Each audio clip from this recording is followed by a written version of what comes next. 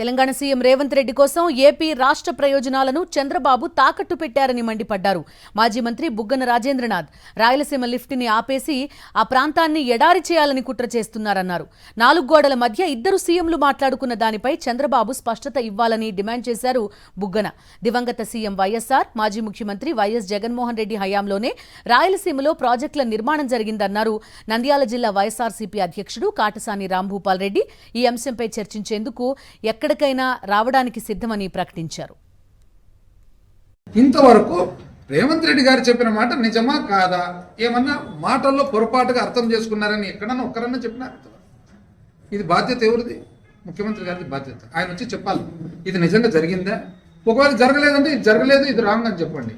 లేదా జరిగింటే ఇది ఈ విధంగా అని చెప్పండి. మీరు అంటే లోపాయకార ఒప్పందాలు లోపల చేసుకోవద్దండి.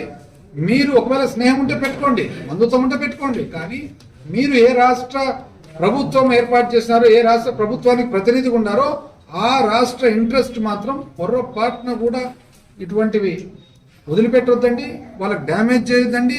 ఇటువంటి ప్రెస్ మీట్లు బాధ్యత లేని వాళ్ళతో ప్రెస్ మీట్లు పెట్టించి రాయలసీమ ప్రాంతం గురించి మాట్లాడేటప్పుడు ఎకిలించుకుంటే ఎకిలి నవ్వులు నవ్వుతే మాత్రం ఈ ప్రాంతం అనేది ఖచ్చితంగా క్షమించదని చెప్పి మేమందరూ కూడా తెలియజేస్తాం.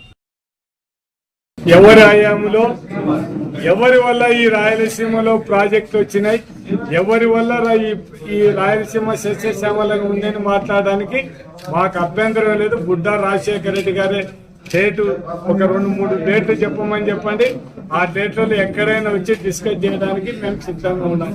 దానికి ఏమి ఎటువంటి పరిస్థితులు ఎన్నికపోయే ప్రసక్తి లేనే లేదు.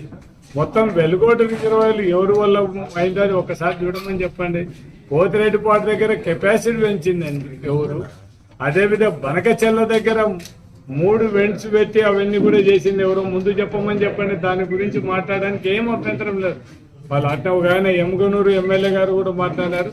దానికి కూడా మాట్లాడడానికి మాకేం అభ్యంతరం కూడా లేదు. ఖచ్చితంగా మాట్లాడుకుంటారు. సవాళ్ళు స్వీకరిస్తున్నాం. ఎక్కడికైనా కూడా చర్చకు సిద్ధంగా రెడీగా ఉన్నాం. మాకేం అభ్యంతరం లేదు.